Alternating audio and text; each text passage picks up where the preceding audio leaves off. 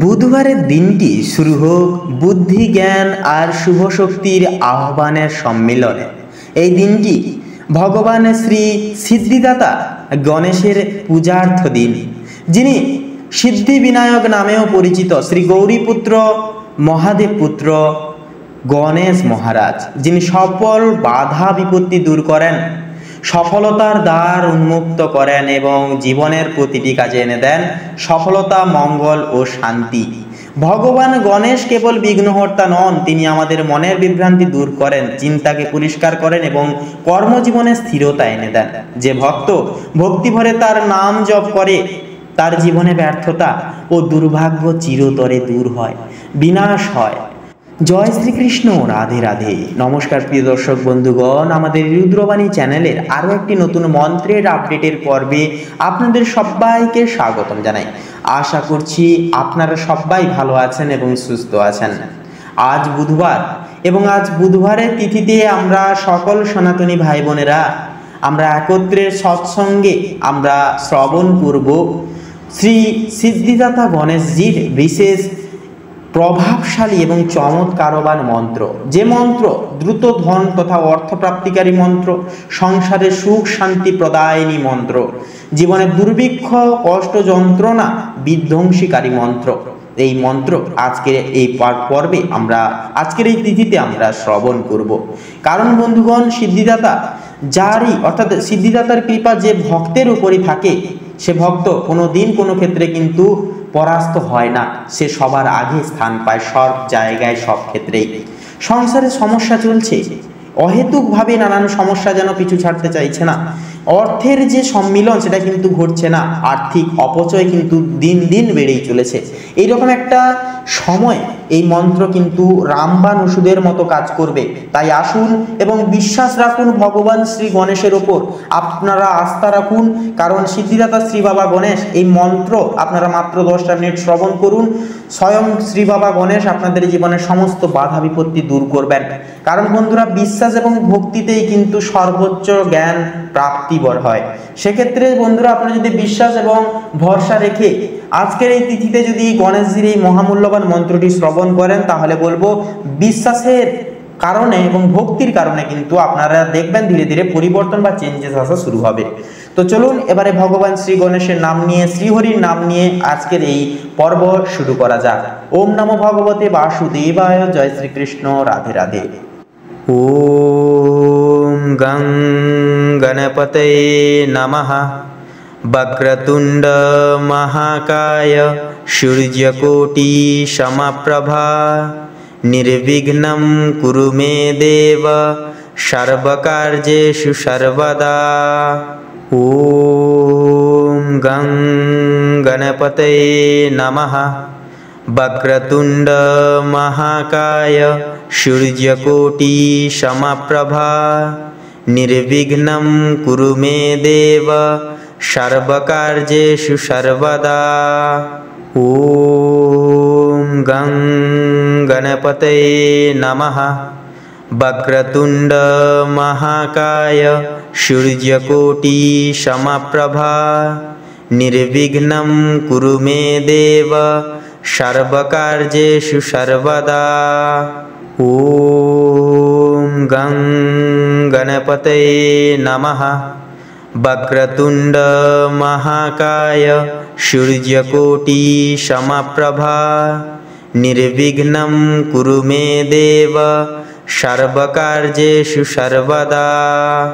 ওম গং গণপতয়ে নমঃ। বক্রতুণ্ড মহাকায় সূর্যকোটি সমপ্রভা। নির্বিঘ্नं কুরু মে দেব সর্বকার্যেষু সর্বদা। ওম গং গণপতয়ে নমঃ। বক্রতুণ্ড মহাকায় সূর্যকোটি সমপ্রভা। নির্বিঘ্नं কুরু মে দেব সর্বকার্যেষু সর্বদা। ওম গং গণপতয়ে নমঃ। বক্রতুণ্ড মহাকায় সূর্যকোটি সমপ্রভা। निर्विघ्नं कुरु मे देव सर्वकार्येषु सर्वदा। ॐ गं गणपतये नमः। वक्रतुण्ड महाकाय सूर्यकोटि समप्रभा निर्विघ्नं कुरु मे देव सर्वकार्येषु सर्वदा। ॐ गं गणपतये नमः। वक्रतुण्ड महाकाय सूर्यकोटि समप्रभा निर्विघ्नं कुरु मे देव सर्वकार्येषु सर्वदा। ॐ गं गणपतये नमः। वक्रतुण्ड महाकाय सूर्यकोटि समप्रभा निर्विघ्नं कुरु मे देव सर्वकार्येषु सर्वदा। ॐ गं गणपतये नमः।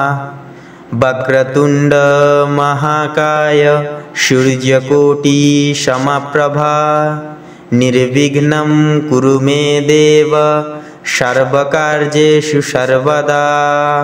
ॐ गं गणपतये नमः। वक्रतुण्ड महाकाय सूर्यकोटि समप्रभा निर्विघ्नं कुरु मे देव सर्वकार्येषु सर्वदा। ॐ गं गणपतये नमः।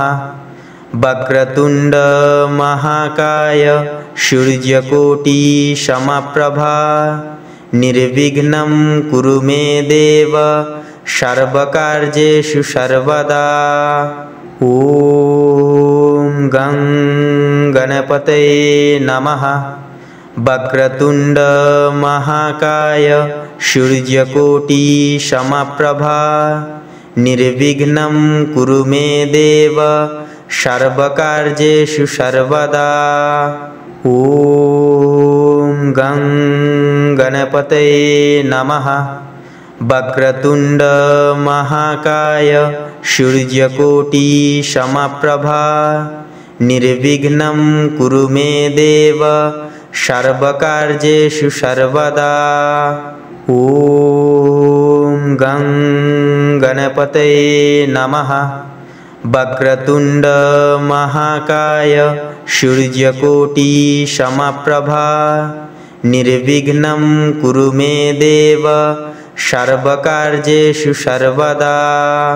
ॐ गं गणपतये नमः। वक्रतुण्ड महाकाय सूर्यकोटि समप्रभा निर्विघ्नं कुरु मे देव सर्वकार्येषु सर्वदा। ॐ गं गणपतये नमः। वक्रतुण्ड महाकाय सूर्यकोटि समप्रभा निर्विघ्नं कुरु मे देव सर्वकार्येषु सर्वदा। ॐ गं गणपतये नमः। वक्रतुण्ड महाकाय सूर्यकोटि समप्रभा निर्विघ्नं कुरु मे देव सर्वकार्येषु सर्वदा। ॐ गं गणपतये नमः। वक्रतुण्ड महाकाय सूर्यकोटि समप्रभा निर्विघ्नं कुरु मे देव सर्वकार्येषु सर्वदा। ॐ गं गणपतये नमः। वक्रतुण्ड महाकाय सूर्यकोटि समप्रभा निर्विघ्नं कुरु मे देव सर्वकार्येषु सर्वदा। ॐ गं गणपतये नमः। वक्रतुण्ड महाकाय सूर्यकोटि समप्रभा निर्विघ्नं कुरु मे देव सर्वकार्येषु सर्वदा। ॐ गं गणपतये नमः। वक्रतुण्ड महाकाय सूर्यकोटि समप्रभा निर्विघ्नं कुरु मे देव सर्वकार्येषु सर्वदा। ॐ गं गणपतये नमः। वक्रतुण्ड महाकाय सूर्यकोटि समप्रभा निर्विघ्नं कुरु मे देव सर्वकार्येषु सर्वदा। ॐ गं गणपतये नमः। वक्रतुण्ड महाकाय सूर्यकोटि समप्रभा निर्विघ्नं कुरु मे देव सर्वकार्येषु सर्वदा।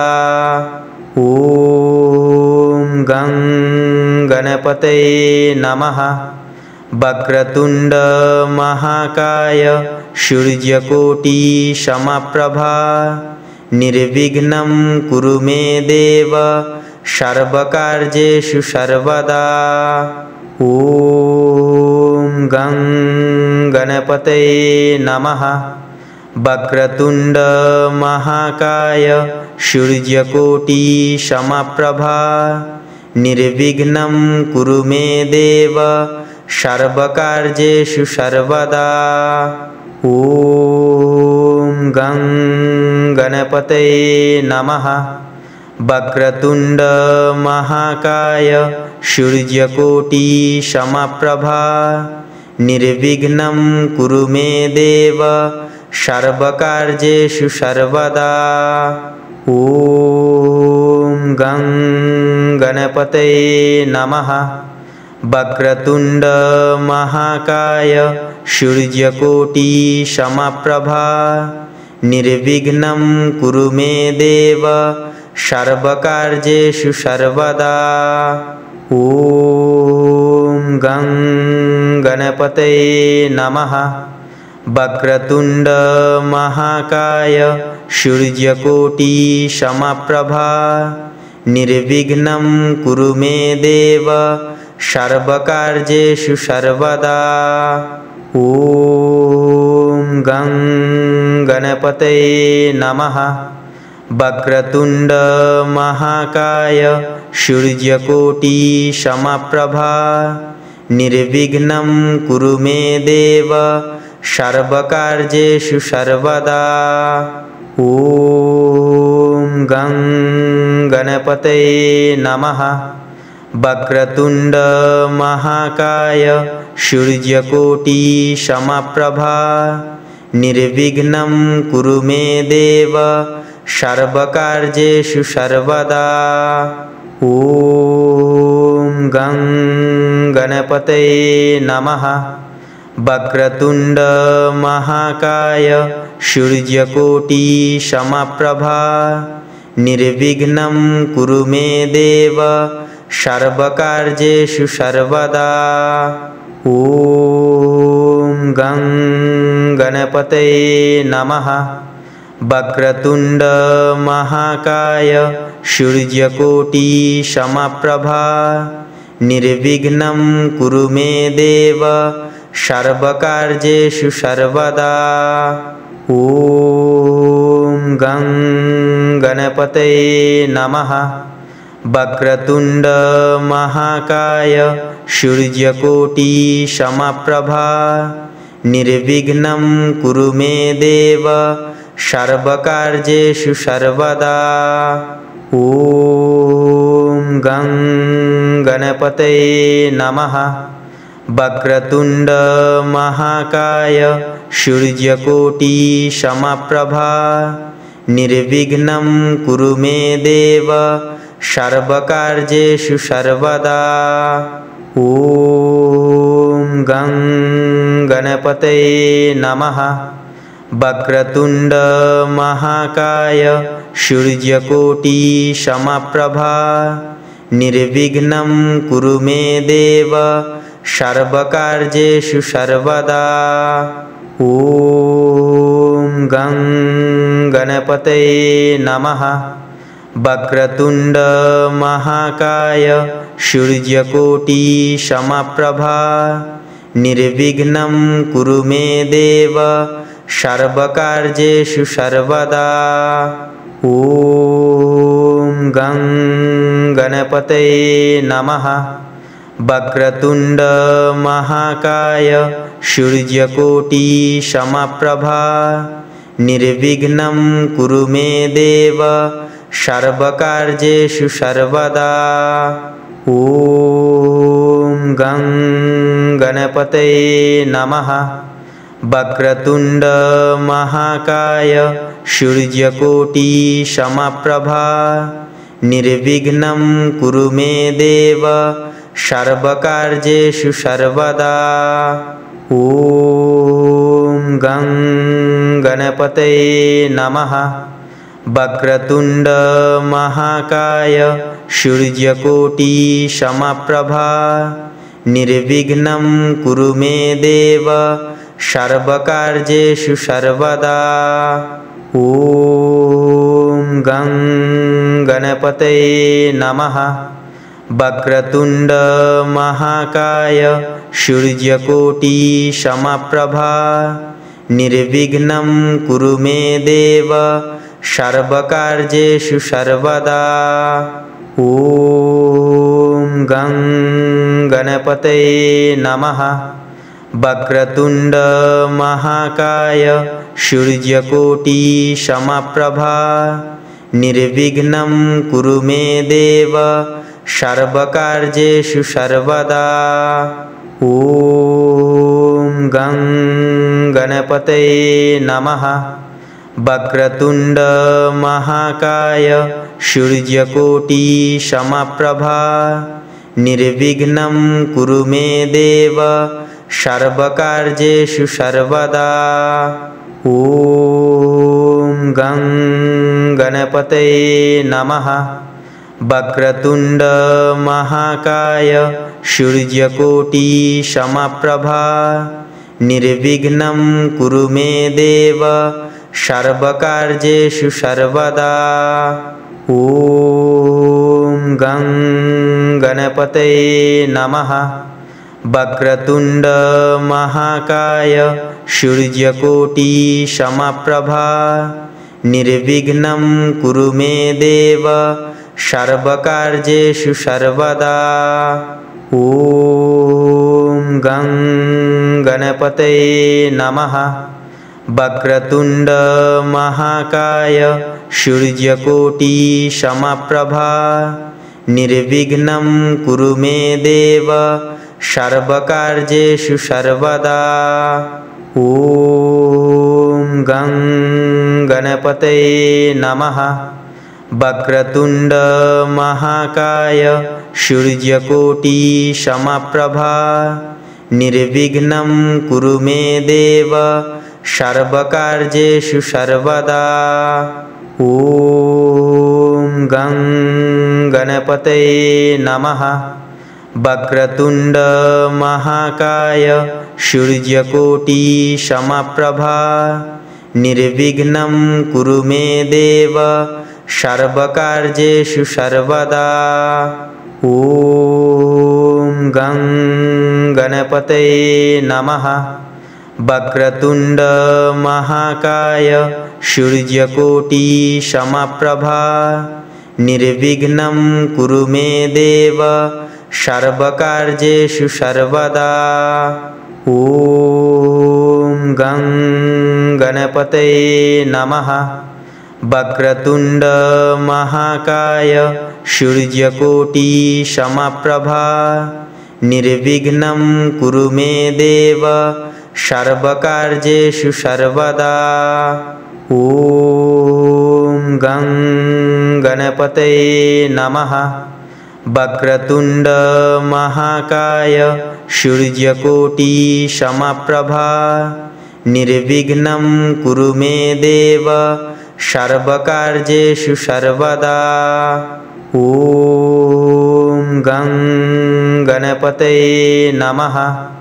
वक्रतुण्ड महाकाय सूर्यकोटि समप्रभा निर्विघ्नं कुरु मे देव सर्वकार्येषु सर्वदा। ॐ गं गणपतये नमः। वक्रतुण्ड महाकाय सूर्यकोटि समप्रभा निर्विघ्नं कुरु मे देव सर्वकार्येषु सर्वदा।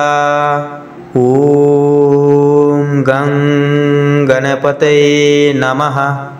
वक्रतुण्ड महाकाय सूर्यकोटि समप्रभा निर्विघ्नं कुरु मे देव सर्वकार्येषु सर्वदा। ॐ गं गणपतये नमः। वक्रतुण्ड महाकाय सूर्यकोटि समप्रभा निर्विघ्नं कुरु मे देव सर्वकार्येषु सर्वदा। ॐ गं गणपतये नमः। वक्रतुण्ड महाकाय सूर्यकोटि समप्रभा निर्विघ्नं कुरु मे देव सर्वकार्येषु सर्वदा। ॐ गं गणपतये नमः। वक्रतुण्ड महाकाय सूर्यकोटि समप्रभा निर्विघ्नं कुरु मे देव सर्वकार्येषु सर्वदा। ॐ गं गणपतये नमः। वक्रतुण्ड महाकाय सूर्यकोटि समप्रभा निर्विघ्नं कुरु मे देव सर्वकार्येषु सर्वदा।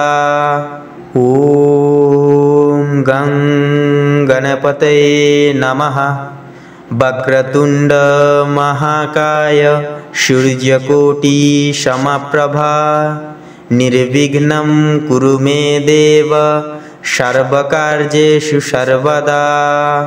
ॐ गं गणपतये नमः। वक्रतुण्ड महाकाय सूर्यकोटि समप्रभा निर्विघ्नं कुरु मे देव सर्वकार्येषु सर्वदा।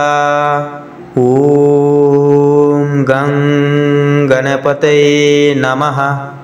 वक्रतुण्ड महाकाय सूर्यकोटि समप्रभा निर्विघ्नं कुरु मे देव सर्वकार्येषु सर्वदा। ॐ गं गणपतये नमः। वक्रतुण्ड महाकाय सूर्यकोटि समप्रभा निर्विघ्नं कुरु मे देव सर्वकार्येषु सर्वदा। ॐ गं गणपतये नमः। वक्रतुण्ड महाकाय सूर्यकोटि समप्रभा निर्विघ्नं कुरु मे देव सर्वकार्येषु सर्वदा। ॐ गं गणपतये नमः। वक्रतुण्ड महाकाय सूर्यकोटि समप्रभा निर्विघ्नं कुरु मे देव सर्वकार्येषु सर्वदा। ॐ गं गणपतये नमः। वक्रतुण्ड महाकाय सूर्यकोटि समप्रभा निर्विघ्नं कुरु मे देव सर्वकार्येषु सर्वदा। ॐ गं गणपतये नमः। वक्रतुण्ड महाकाय सूर्यकोटि समप्रभा निर्विघ्नं कुरु मे देव सर्वकार्येषु सर्वदा। ॐ गं गणपतये नमः। वक्रतुण्ड महाकाय सूर्यकोटि समप्रभा निर्विघ्नं कुरु मे देव सर्वकार्येषु सर्वदा। ॐ गं गणपतये नमः। वक्रतुण्ड महाकाय सूर्यकोटि समप्रभा निर्विघ्नं कुरु मे देव सर्वकार्येषु सर्वदा। ॐ गं गणपतये नमः। वक्रतुण्ड महाकाय सूर्यकोटि समप्रभा निर्विघ्नं कुरु मे देव सर्वकार्येषु सर्वदा। ॐ गं गणपतये नमः। वक्रतुण्ड महाकाय सूर्यकोटि समप्रभा निर्विघ्नं कुरु मे देव सर्वकार्येषु सर्वदा। ॐ गं गणपतये नमः।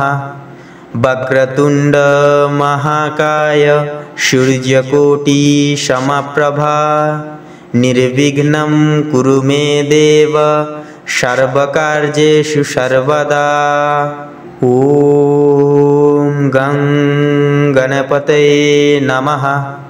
वक्रतुण्ड महाकाय सूर्यकोटि समप्रभा निर्विघ्नं कुरु मे देव सर्वकार्येषु सर्वदा। ॐ गं गणपतये नमः। वक्रतुण्ड महाकाय सूर्यकोटि समप्रभा निर्विघ्नं कुरु मे देव सर्वकार्येषु सर्वदा। ॐ गं गणपतये नमः। वक्रतुण्ड महाकाय सूर्यकोटि समप्रभा निर्विघ्नं कुरु मे देव सर्वकार्येषु सर्वदा।